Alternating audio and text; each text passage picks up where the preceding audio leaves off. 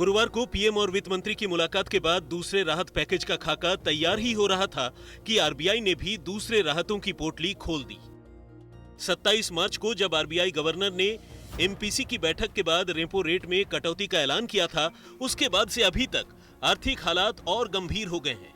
ऐसे में अर्थव्यवस्था को सहारा देने के लिए आरबीआई ने सबसे पहले तो लोगों और कारोबारियों को नकदी संकट से बाहर निकालने के लिए ऐलान किए।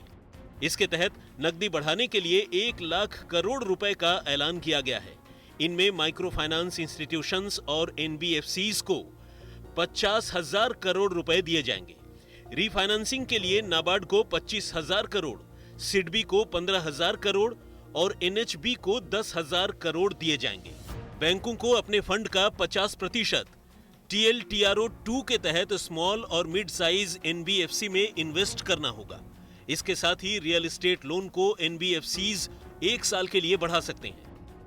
इन सब कदमों से सिस्टम में नकदी का प्रवाह बढ़ने की उम्मीद है। इसके साथ ही लोगों, कारोबारियों और वित्तीय संस्थानों को कर्ज भी आसानी से मिल सकेगा। इसके लिए एक बड़ा कदम आरबीआई ने रिवर्स रेपो रेट में कमी के तौर पर उठाया है। आरबीआई ने रिवर्स रेपो रेट को 4% से घटाकर 3.75% कर दिया है। इससे बैंकों को आरबीआई के पास जमा रकम पर कम ब्याज मिलेगा। बैंक आरबीआई की जगह दूसरी जरूरी जगहों पर कर्ज देने के लिए प्रेरित होंगे।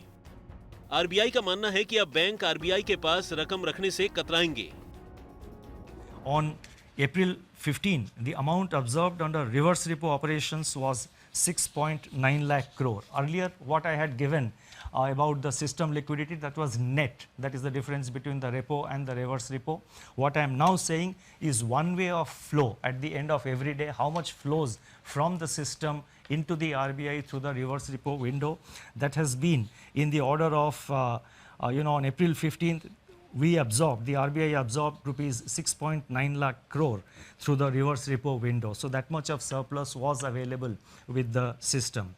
Now, in order to encourage the banks to deploy these surplus funds in investments and loans in productive sectors of the economy, it has been decided to reduce the fixed rate reverse repo rate under the liquidity adjustment facility by 25 basis points from 4% to 3.75% with immediate effect. The policy repo rate, however, remains unchanged at 4.4% because that is a matter which is decided by the MPC, and also the marginal standing facility rate and bank rate, they also remain unchanged at 4.65%. जो 25,000 करोड़ का fund एलटीआरओ के through bank को देने का commitment किया है, इससे market में पैसा आएगा और ये पैसा एनबीएफसी के थ्रू आएगा।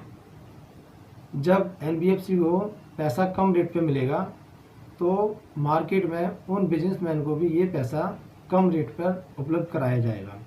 ये बहुत अच्छा कदम है जिससे मार्केट में लिक्विडिटी जो शॉर्टेज चल रही है उससे कुछ रिलीफ मिलेगा। दूसरी बड़ी राहत आरबीआई ने लोन के एनपीए होने की मियाद बढ़ा कर दी है।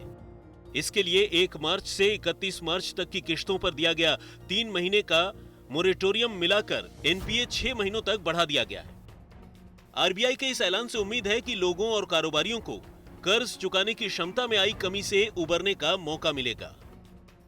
Economic activity has come to a standstill during the period of the lockdown with consequential lingering effects which have unambiguously affected the cash flows of households and businesses.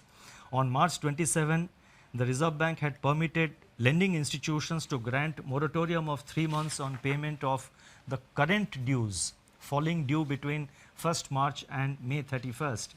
It is recognized that the onset of COVID-19 has also exacerbated the challenges for such borrowers even to honor their commitments which have fallen due on or before February 29, 2020 in standard accounts.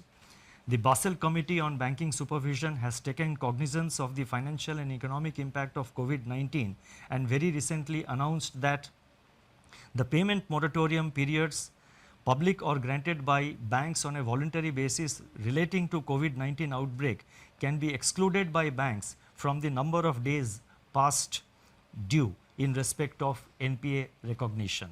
Therefore, it has been decided that in respect of all accounts for which lending institutions decide to grant moratorium or deferment and which were standard as on 1st March 2020, the 90-day NPA norm shall exclude the moratorium period.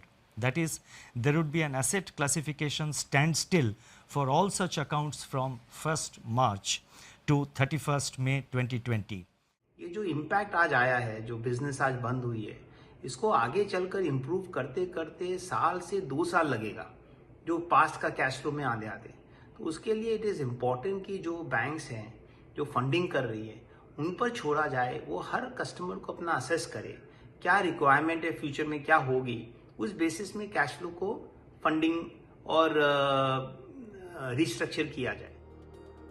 जाहिर है, कर्ज का भुगतान वक्त पर न करने के चलते लोन एनपीए हो जाना किसी भी कारोबार की सबसे बड़ी मुश्किल है। ऐसे में इससे उबरने के लिए आरबीआई की दी गई मियाद से कुछ सेक्टर्स को तो फायदा मिलना तय है, लेकिन होटल, एविएशन जैसे सेक्टर्स को हो सकता है कि इस रियायत से भी राहत न मिले।